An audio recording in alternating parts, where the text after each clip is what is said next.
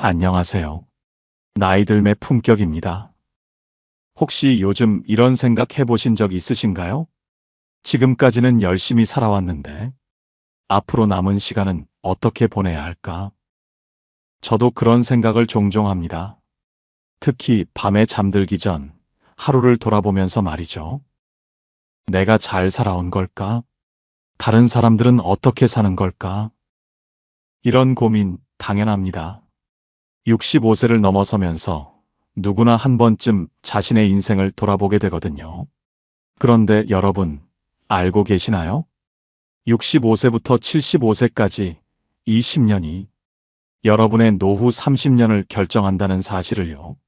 너무 무겁게 받아들이지는 마세요.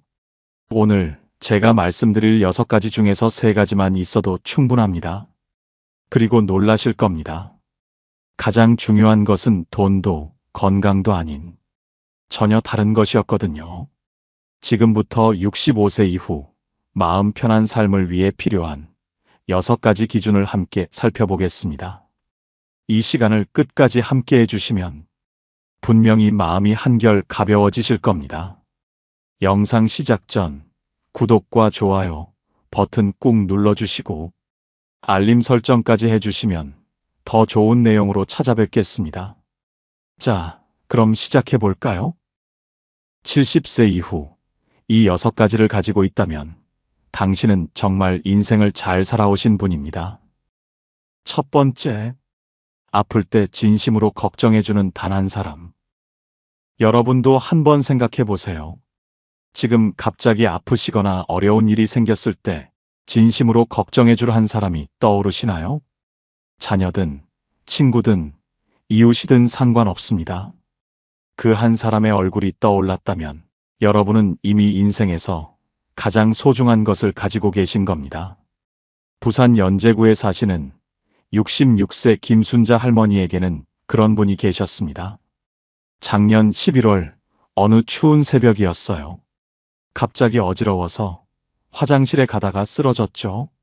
다행히 크게 다치지는 않았는데 바닥을 짚고 앉아서 한참을 못 일어났어요. 그런데 옆집 박할머니가 평소와 다르게 라디오 소리가 안 들린다며 문을 두드리시더라고요. 순자야, 괜찮아? 그 목소리가 얼마나 다급했던지 그 순간 눈물이 핑 돌았어요. 아, 나를 이렇게까지 걱정해주는 사람이 있구나. 별것 아닌 일이었는데도 그렇게 고마울 수가 없더라고요. 박할머니는 그날부터 매일 아침 잘 잤어? 인사를 하자고 하셨어요. 서로 대답이 없으면 바로 확인하러 가기로 했죠. 가족이 아니어도 이렇게 진심으로 걱정해주는 사람이 있다는 것만으로도 하루하루가 전혀 다르더라고요. 대전 중구에 사시는 67세 이철수 할아버지는 작년 겨울 독감에 걸려 사흘 동안 혼자 끙끙 앓았어요. 열이 39도까지 올라가는데 몸이 너무 아파서 일어날 수조차 없더라고요. 그런데 아무도 몰랐죠. 자식들한테 전화하기도 뭐하고 그냥 혼자 끙끙 앓고 있었죠. 그때 정말 무서웠어요. 내가 이렇게 쓰러져도 며칠은 아무도 모르겠구나. 이웃들과는 엘리베이터에서 만나면 안녕하세요 정도만 했거든요. 서로 관심도 없고 나도 남의 일에 참견하고 싶지 않았어요. 그런데 정작 아플 때는 이렇게 외로울 줄 몰랐어요. TV만 틀어놓고 하루 종일 아무 말도 안 하고 있으니까. 문득 내가 오늘 누군가와 말 한마디를 못 나눴구나 싶더라고요. 그게 이렇게 쓸쓸할 줄은 몰랐어요. 65세라면 새로운 인연을 만들기에 충분한 시간이 남아 있습니다. 꼭 가족이 아니어도 괜찮습니다. 동네 복지관이나 경로당에라도 나가보세요. 같은 마음을 나눌 수 있는 친구들이 많이 계십니다. 지금부터라도 작은 관심과 한마디 인사를 실천해 보세요. 두 번째, 밥 짓고 걷고 움직이는 나의 몸. 제가 요즘 가장 감사하게 생각하는 것 중 하나가 있습니다. 바로 아침에 일어나서 스스로 화장실에 갈 수 있다는 것이에요. 당연한 일 같지만 나이가 들수록 당연한 게 당연하지 않더라고요. 여러분은 어떠세요? 아침에 일어나서 스스로 화장실에 가고 부엌에서 식사 준비를 하고 필요하면 동네 한 바퀴 걸을 수 있으신가요? 완벽할 필요는 없어요. 조금 불편해도 괜찮습니다. 스스로 할 수 있다는 것 자체가 정말 큰 축복이거든요. 인천 남동구에 사시는 65세 박영수 할아버지. 할아버지의 하루는 이렇게 시작됩니다. 매일 아침 6시에 일어나서 제일 먼저 하는 일이 화장실 가는 거예요. 예전엔 당연한 일이었는데 요즘은 오늘도 혼자 갈 수 있구나 하고 감사한 마음이 들어요. 그 다음엔 부엌에서 밥을 해요. 간단한 김치찌개나 된장국 정도지만 내 손으로 직접 만든다는 게 참 뿌듯해요. 가끔 무릎이 시큰할 때도 있지만 아직은 서서 요리할 수 있거든요. 점심 먹고 나면 시장까지 걸어가요. 왕복 30분 정도 되는데 천천히 걸으면서 동네 구경하는 재미가 쏠쏠해요. 엘리베이터 없는 3층까지도 중간에 한 번 쉬면 올라갈 수 있고요.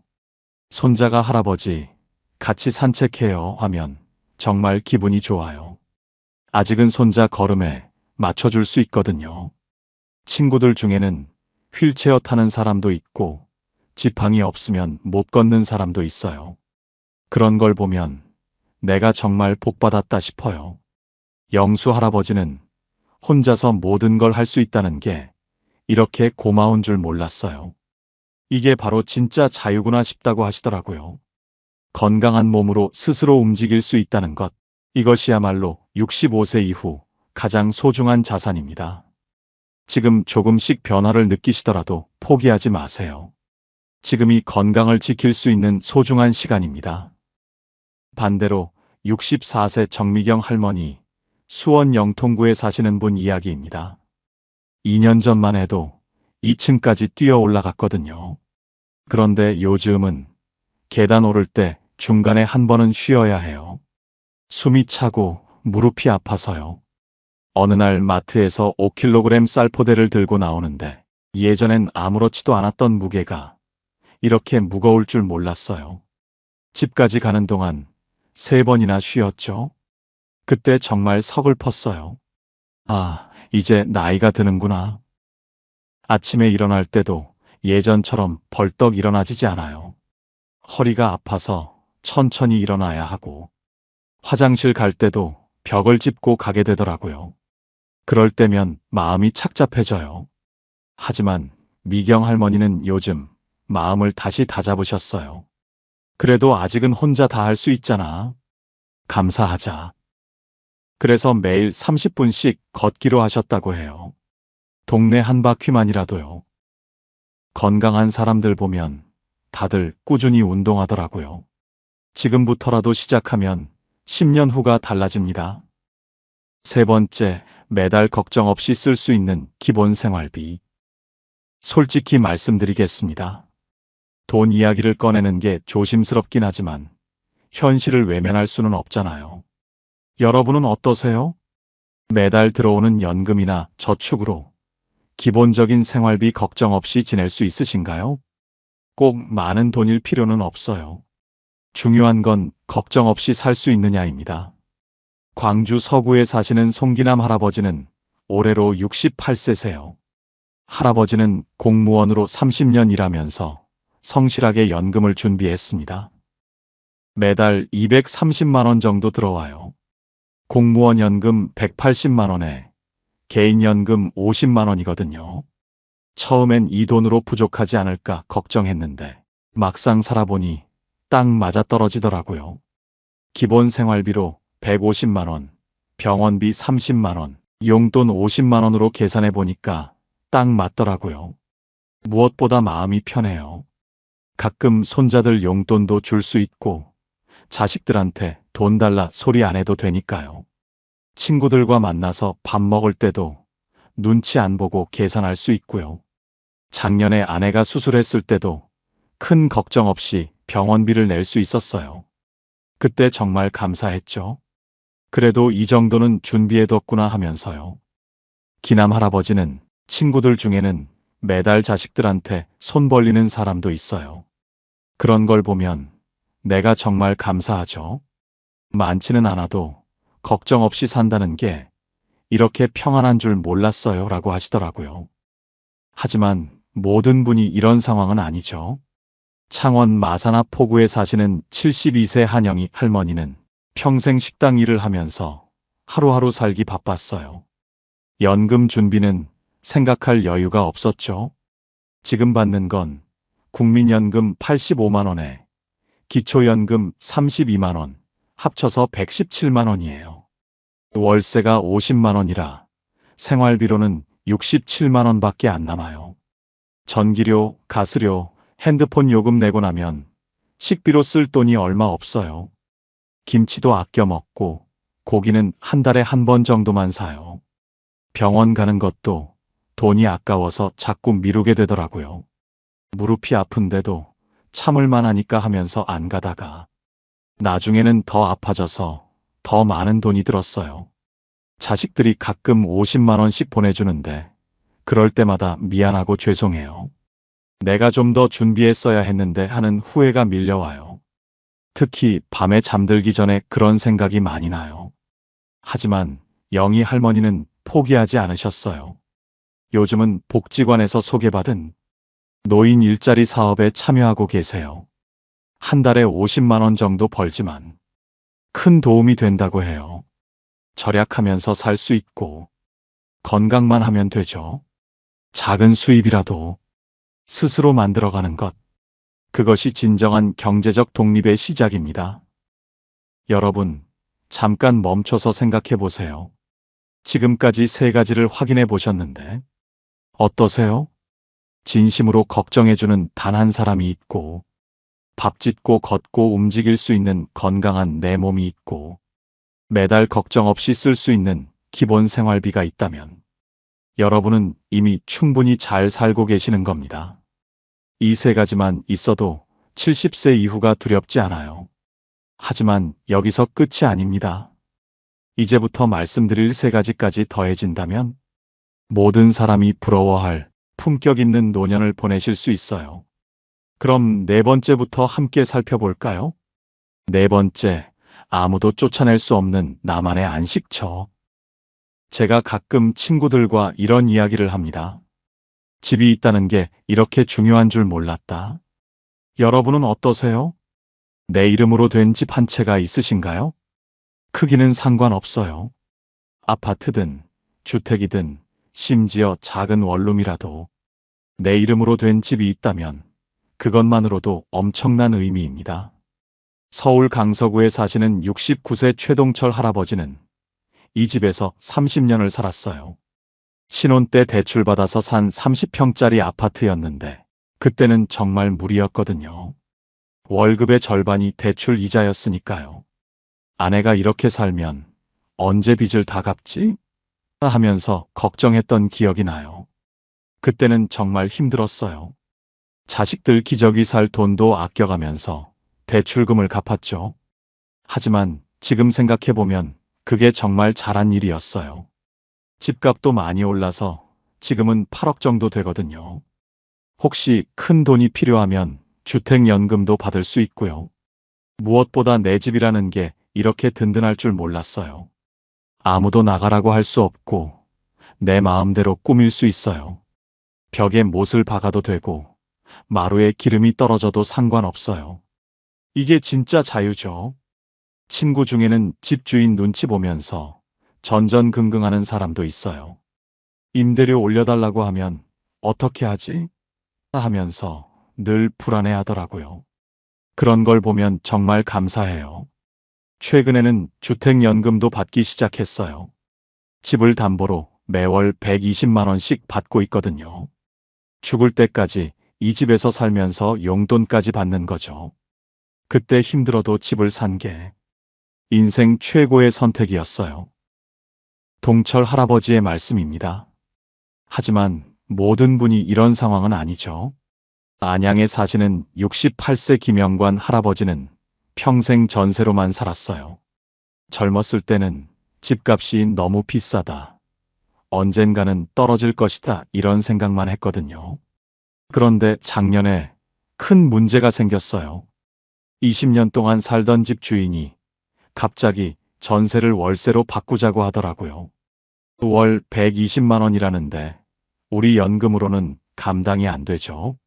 다른 집을 구하러 다녀봤는데 나이가 많다고 다들 꺼려해요. 혹시 갑자기 쓰러지시면 어떻게 하냐면서요. 그때 정말 서러웠어요. 내가 이렇게 천덕꾸러기 신세가 될 줄 몰랐거든요. 결국 자식들한테 도움을 요청할 수밖에 없었어요. 큰아들이 매달 50만 원씩 보태주기로 했는데 정말 미안하고 죄송해요. 하지만 영관 할아버지는 이제라도 늦지 않았다고 마음먹으셨어요. 지방에 있는 작은 집이라도 알아보기 시작하셨거든요. 내 이름으로 된 집 하나만 있어도 마음이 편할 것 같아요. 65세라면 아직 새로운 선택을 할 수 있는 시간이 충분합니다. 5번째, 서로 부담 없이 그리워하는 자식과의 관계. 요즘 제가 많이 듣는 고민 중 하나입니다.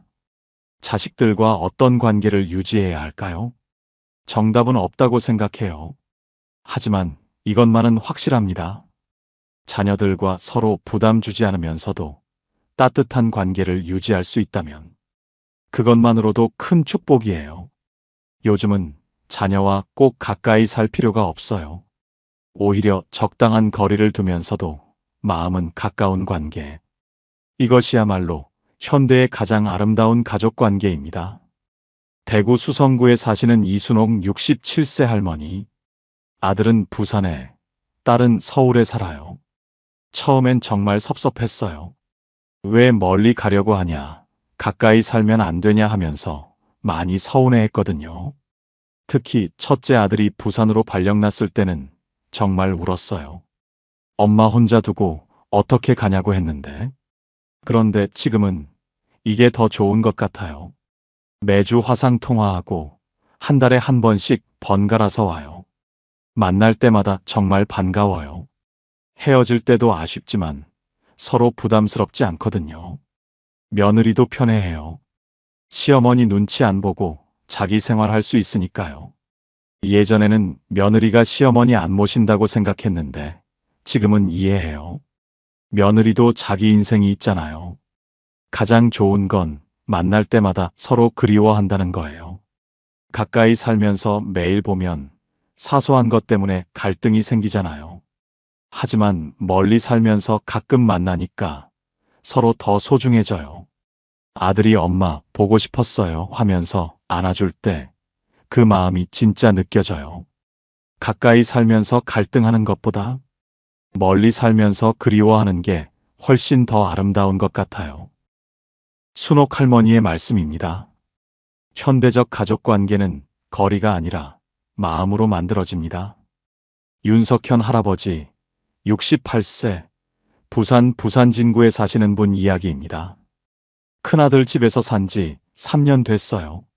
아들이 아버지 저희 집에서 사세요라고 해서 왔는데 처음엔 정말 좋았거든요. 역시 내 아들이구나 싶었어요. 그런데 막상 함께 살아보니까 생각보다 어려워요. 며느리랑은 생활 패턴이 완전히 달라요. 나는 새벽 5시에 일어나는데 며느리는 아침 7시에 일어나거든요. 서로 불편해해요. 손자들과도 세대 차이가 커요.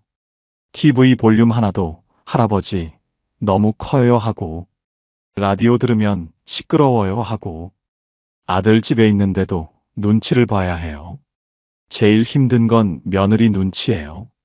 설거지 한 번 안 해도 미안하고 화장실 오래 있어도 미안하고 무엇보다 내 집이 아니니까 모든 게 조심스러워요. 밤에 기침이 나와도 참게 되고요. 어느 날 며느리가 친구들한테 시아버지 때문에 힘들다고 전화하는 걸 들었어요. 그때 정말 서러웠어요. 내가 왜 이런 취급을 받아야 하나 싶더라고요.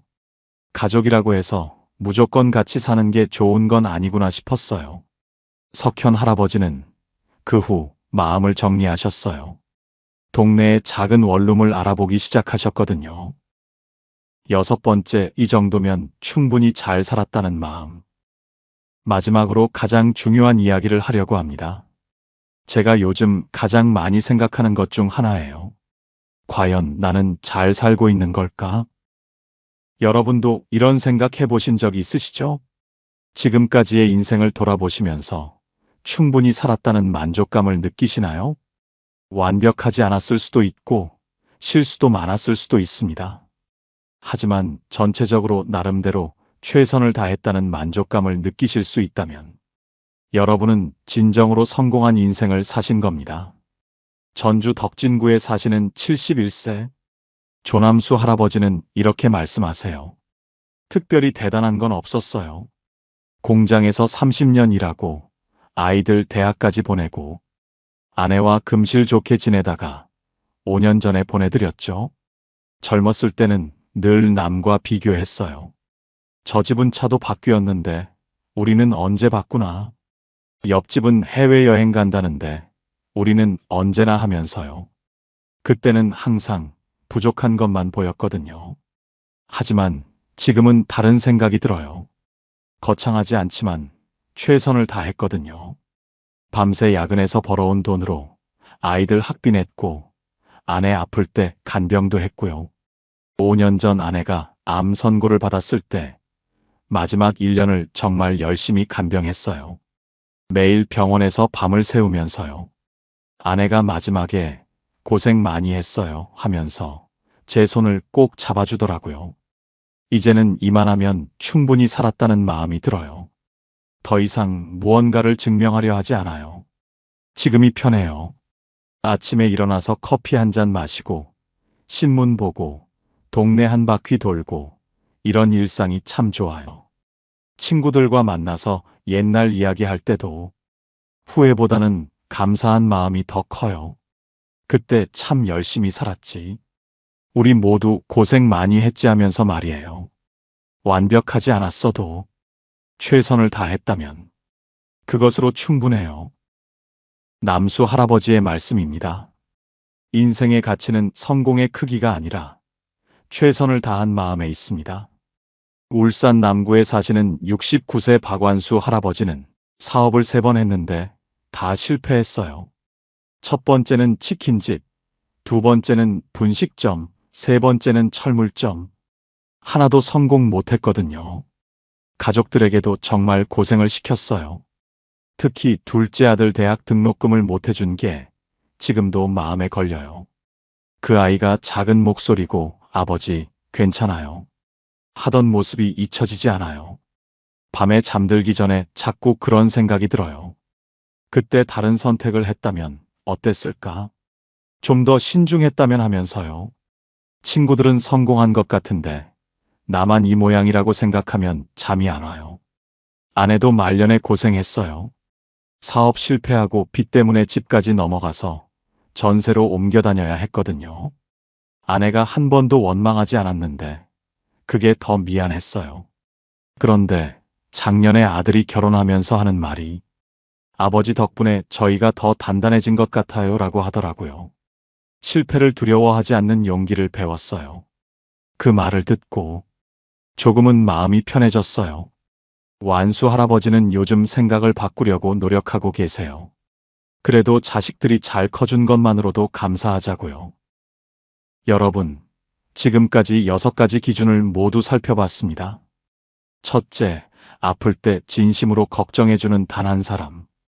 둘째, 밥 짓고 걷고 움직이는 건강한 내 몸. 셋째, 매달 걱정 없이 쓸 수 있는 기본 생활비.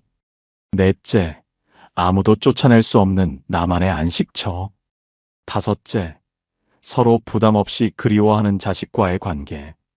여섯째, 이 정도면 충분히 잘 살았다는 마음. 혹시 오늘 6가지를 확인하시면서 마음 한편이 무거워지셨나요? 나는 아직 부족한 게 많구나 하는 생각이 드셨나요? 그런 마음이 드셨다면 잠깐 멈춰서 지금까지 걸어온 여러분의 길을 돌아보세요. 전쟁의 폐허 속에서도 포기하지 않고 살아내신 여러분. 가난과 굶주림 속에서도 자녀들만은 더 나은 세상에서 살게 하겠다고 악착같이 버텨내신 여러분. 한겨울 새벽부터 늦은 밤까지 등이 휘도록 일하시면서도 우리 아이들만은 배우게 해야지 하셨던 여러분. 그런 여러분이 부족하다고요? 아닙니다. 여러분은 이미 충분히 위대하십니다. 오늘 말씀드린 것들을 다 갖지 못했다고 해서 실패한 인생이라는 말이 아니라는 겁니다. 3가지만 있다고 해서 부족한 인생이 아닙니다. 심지어 하나도 없다고 느끼신다 해도 그것이 여러분의 가치를 결정하지는 않습니다. 진짜 중요한 건 지금까지 얼마나 치열하게, 얼마나 진심으로 살아오셨느냐이기 때문입니다. 6가지를 다 가지신 분들, 정말 감사한 일입니다. 그 6가지가 있기까지 얼마나 많은 노력과 인내가 있으셨습니까? 3가지 정도 가지신 분들 충분합니다. 1-2가지만 있으신 분들도 괜찮습니다. 그 1-2가지라도 있다는 것이 얼마나 소중한지 아시나요? 하지만 그보다 더 감사한 건 여기까지 무사히 오신 것 자체입니다. 우리는 모두 불완전한 존재입니다. 완벽한 사람은 이 세상에 없습니다. 60년, 70년을 살아오면서 쌓인 상처도 있고 후회도 있고 아쉬운 일들도 많으실 겁니다. 그 모든 것들이 지금의 여러분을 만들었습니다. 상처도 후회도 아쉬움도 모두 여러분 인생의 소중한 일부입니다.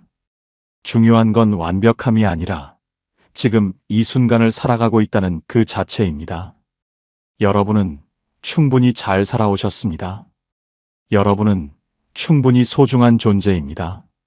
우리는 늘 더 나은 삶을 꿈꾸지만 가끔은 지금 가진 것만으로도 충분하다는 걸 깨닫는 시간이 필요합니다. 지금 이 영상을 보고 계신 당신에게 꼭 드리고 싶은 말이 있습니다. 지금까지 걸어온 그 길 정말 수고 많으셨습니다. 잘하려고 애썼고 버티느라 애썼고 누군가를 사랑하느라 애쓰셨습니다. 당신은 이미 참 괜찮은 삶을 살아오신 분입니다. 그리고 앞으로도 늦지 않았습니다.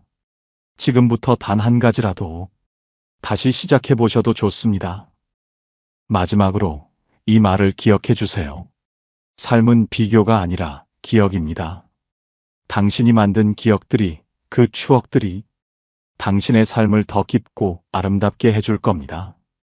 그동안 참 고생 많으셨습니다. 그리고 정말 잘 살아오셨습니다. 이상으로 나이들매 품격이었습니다. 황금빛으로 물들어가는 여러분들의 행복한 인생 이막을 응원합니다. 오늘 영상이 도움이 되셨다면 구독과 좋아요 부탁드립니다. 끝까지 시청해 주셔서 감사합니다.